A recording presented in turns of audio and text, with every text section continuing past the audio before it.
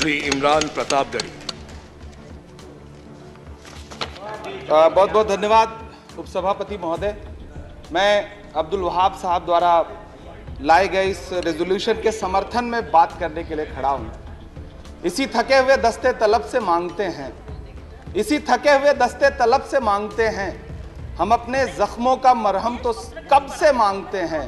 वो भीख मांगता है हाकिमों के लहजे में, हम अपने बच्चों का हक भी अदब से मांगते हैं। उपसभापति महोदय, ये जो रेजोल्यूशन है, इसके जो महत्वपूर्ण एक दो बिंदु हैं, उसमें एक बात कही गई है कि सच्चर समिति के प्रतिवेदन और अन्य प्रतिवेदनों की सिफारिशों को कार्यान्वित किया जाए, जिसमें मुसलमानों के शैक्षिक और सामाजिक पिछड़ेपन पर चर्चा हो।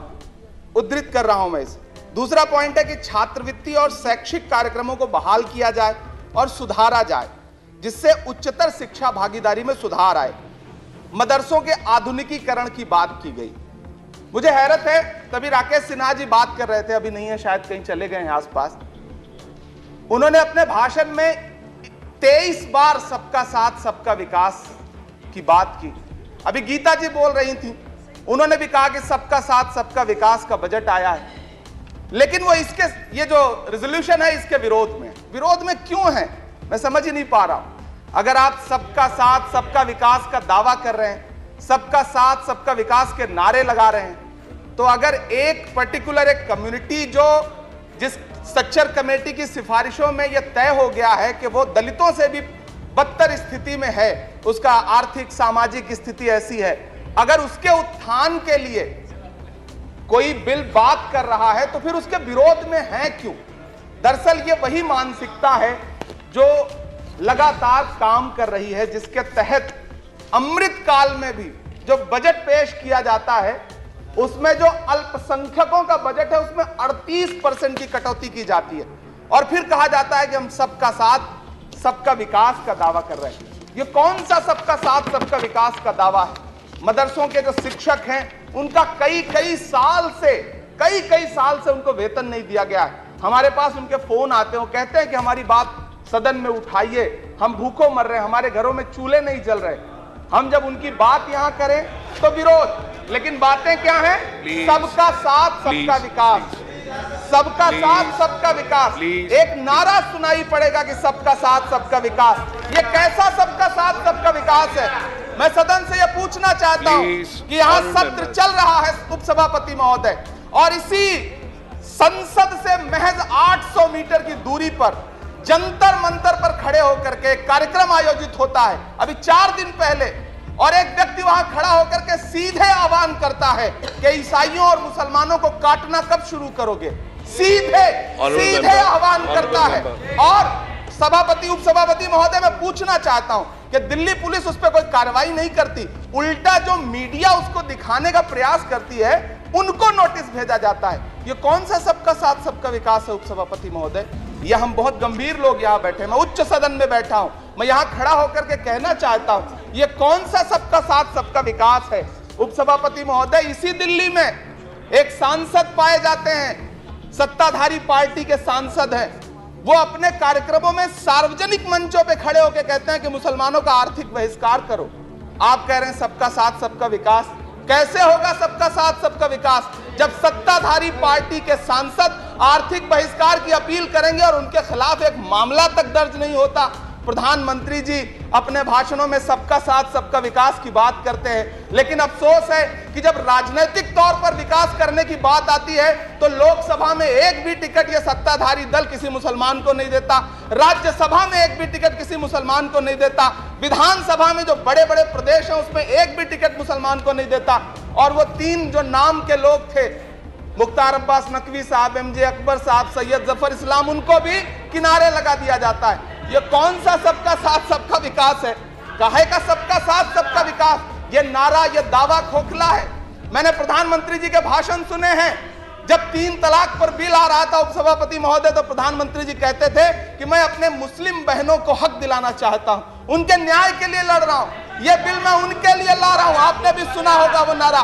मैं तो सभापति महोदय बचपन से जिस विद्यालय का पढ़ा हूं, वहां संस्कृत का एक श्लोक सुना करता था कि यत्र नार्यस्तु पूज्यन्ते रमन्ते तत्र देवता।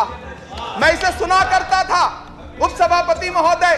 और फिर आज जब यहां सदन में खड़ा हूं तो मैं पिछले दिनों लाल किले से प्रधानमंत्री जी की, लाल किले की प्राचीर से वो भाषण, उनकी वो तकरीर भी सुन रहा था, जब वो कह रहे थे कि महिलाओं को बिना हक दिलाए देश आगे नहीं बढ़ सकता। जब वो लाल किले की प्राचीर से ये बात बोल रहे थे तो उस भाषण के महज 2.5-3 घंटे बाद उनके गृह राज्य गुजरात में बिल्किस बानो के आरोपी रिहा किए जा रहे थे। उसी दिन उन्हें माला पहनाया जा रहा था, उनका सम्मान किया जा रहा था। ये कौन सा सबका साथ सबका विकास है?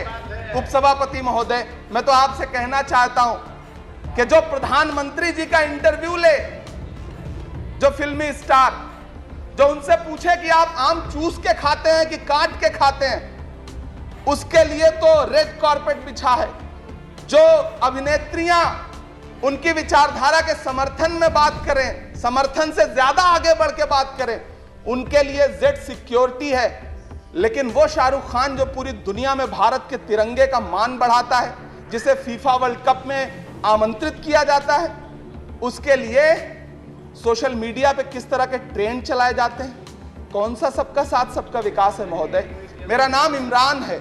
मैं उस पीड़ा को महसूस करता हूं जिस पीड़ा का जिक्र अभी मनोज झा जी कर रहे थे। मैं उस पीड़ा से गुजरता हूं, इसलिए मैं आपसे यहां खड़ा होकर कहता हूं कि हम हर दिन सुनते हैं, कई सारे मंत्री हैं जो ट्रेवल एजेंसी खोल के बैठे हैं, जो कहते हैं कि देशभक्ति हर दिन देशभक्ति साबित करो, चले जाओ वहां चले जाओ। मैं तो उनसे कहना चाहता हूं कि तुमने नफरत का जो बाजार सजाया हुआ है, तू ये कहता है मुसलमान पराया हुआ है, आजा दिल चीर के दिखलाऊं वतन का नक्शा, मेरा भारत मेरी सांसों में समाया हुआ है। हम उसको किसी को हर दिन उसका सबूत नहीं देते फिरेंगे। ऐसे में अगर ये बिल मांग करता है कि मुसलमानों के शैक्षिक और उनके सामाजिक, उनके आर्थिक उत्थान के लिए सरकार उस पर ध्यान दे, तो फिर तकलीफ क्या है, दिक्कत क्या है? क्या आपका जो नारा है वो झूठा है? क्या सबका साथ सबका विकास का नारा सिर्फ खोखला है? बजट से तो यही जाहिर होता है, आप लगातार घटाते जा रहे हैं बजट, आप लगातार कटौती करते जा रहे हैं। पूरे देश में प्रधानमंत्री जी दावा करते थे सबका साथ सबका विकास के नारे के साथ कि 2022 में हर व्यक्ति के छत पर, घर पर, सर पर छत होगी। यह प्रधानमंत्री जी का उद्धृत किया गया बयान है। लेकिन मैं तो आपसे यह कहना चाहता हूं, आप असम उठा के देख लीजिए, आप मध्य प्रदेश उठा के देख लीजिए, आप उत्तर प्रदेश उठा के देख लीजिए, एक दैत्याकार बुलडोजर है जो चारों तरफ घूम रहा है, और जिनके सरों पर छत है भी, उन छतों को भी छीन लेना चाहता है। लेकिन क्या प्रधानमंत्री जी इसे देखते नहीं है? क्या भारतीय जनता पार्टी सरकार के जिम्मेदार नेता इसे देखते नहीं है कि वो बुलडोजर सिर्फ लोगों का घर नहीं कुचल रहा है, संविधान को कुचल रहा है, लोकतंत्र को कुचल रहा है। गुवाहाटी हाई कोर्ट की वो का स्टेटमेंट सुनिए आप, पटना के एक जज साहब का स्टेटमेंट सुनिए आप, फिर अदालतों का क्या काम रह जाता है? ऐसे में सबका साथ सबका विकास कैसे माना जाए? उपसभापति महोदय, मैं तो आपसे ये कहना चाहता हूं कि पूरी दुनिया में कहीं भी जब कोई अल्पसंख्यक सफल होता है, किसी उच्च पद पर पहुंचता है, तो हम सारे लोग, हमारे तमाम साथी खुश होते हैं। ऋषि सुनक जब प्रधानमंत्री बनते हैं तो भारत में जश्न मनाया जाता है, मुझे खुशी होती है। आप दुनिया के किसी दूसरे देश में अल्पसंख्यक अगर सफल होता है तो आप खुश होते हैं, मिठाइयां बांटते हैं। लेकिन अपने देश में अल्पसंख्यकों के खिलाफ किस किस तरह के नारे इसी दिल्ली और उसके इर्द गिर्द लगाए जाते हैं, क्या वो हम नहीं सुनते हैं? और अगर सुनते हैं, और अगर पाकिस्तान आपके लिए जिंदाबाद होगा, हमारे लिए हिंदुस्तान जिंदाबाद है, भारत जिंदाबाद है। मैं आपसे ये कहना चाहता हूँ, आपसे ज्यादा देशभक्त हूँ मैं भारत का इमरान हूँ, मैं भारत का इमरान हूँ महोदय। मुझे बोलने दें, बाहर भी नहीं बोलने देंगे, यहाँ भी नहीं बोलने देंगे। ये कौन सी प्रवृत्ति है? उपसभापति महोदय, मैं आपसे ये कहना चाहता हूँ, ये जो साझी विरासत, अभी आदरणीय हमारे साथी राकेश सिन्हा जी बात कर रहे थे कि साझी विरासत अल्पसंख्यक बहुसंख्यक में बांटना नहीं है। मैं उनसे कहना चाहता हूं कि आदरणीय जरा सोशल मीडिया पे तो बहुत एक्टिव रहते हैं, रोज चैनलों पर भी बैठते हैं, चैनलों पे होने वाली डिबेट का स्तर देखिए। उसको रोकने के लिए हमारी सरकार रत्ती भर भी कोई कदम उठाना चाहती है? नहीं उठाना चाहती, बढ़ावा देती है। ये जो जहरीली बातें करने वाले चैनल हैं, उनके जो प्रमुख एंकर हैं, उनको सुरक्षाएं दी जाती हैं, उनको रोका नहीं जाता। कौन सा सबका साथ सबका विकास है? ये बिल जिस चीज की बात कर रहा है, अभी राकेश सिन्हा जी कह रहे थे कि प्रधानमंत्री जी ने कहा तिरंगा यात्रा निकालिए। मुझे पूरा विश्वास है कि प्रधानमंत्री जी ने कठुआ के बलात्कारी के समर्थन में तिरंगा यात्रा निकालने के लिए कभी नहीं कहा होगा, लेकिन फिर भी निकली, लेकिन किसी ने रोका नहीं, किसी ने कोई आवाज नहीं उठाई। उपसभापति महोदय, दर्द बहुत सारे हैं, लेकिन ये जो रेजोल्यूशन लेकर के आए हैं उसमें जो शैक्षिक और आर्थिक बातों को उद्धृत किया गया है, मैं आपसे अनुरोध करूंगा कि इसे देखा जाए, इसे जांचा जाए। गीता जी कह रही थी अभी भारत जोड़ो यात्रा पे कि भारत टूटा कहां है। भारत टूटा नहीं है, भारत को कोई तोड़ भी नहीं पाएगा। भारत को तोड़ने का सपना देखने वालों को हमारी आदरणीय इंदिरा गांधी जी ने 2 टुकड़ों में तोड़ दिया था, बांट दिया था। भारत को कोई तोड़ नहीं पाएगा, लेकिन भारत देश में आर्थिक तौर पर, सामाजिक तौर पर जो बंटवारा करने की साजिश मौजूदा सरकार और सरकार के आनुषंगिक संगठन कर रहे हैं, जो आनुषंगिक संगठन कर रहे हैं, उनको रोकने के लिए सरकार क्या कर रही है। मैं अंत में इतना कहना चाहता हूं उपसभापति महोदय के यूपीए के शासनकाल के दौरान श्रीमती सोनिया गांधी जी के प्रयास से, डॉक्टर मनमोहन सिंह साहब के प्रयास से दलित और अल्पसंख्यक बच्चों के लिए फ्री रेजिडेंशियल यूपीएससी की कोचिंग शुरू की गई। हमने ये किया और इसी सरकार के दौरान एक टीवी चैनल ने एक प्रोग्राम बनाया जिसका नाम आपको पता है क्या रखा? यूपीएससी जिहाद। ये शब्द क्या इस देश में सुने जाने लायक है?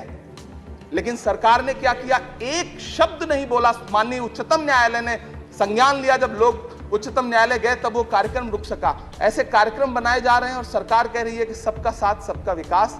उपसभापति महोदय, मैं अंत में आपसे इतना कहना चाहता हूं कि ये जो आर्थिक और सामाजिक आधार पर जो बहुत बड़ी खाई है, उसको पाटने के लिए ये जो रेजोल्यूशन लाया गया है, मैं इसका समर्थन करता हूं।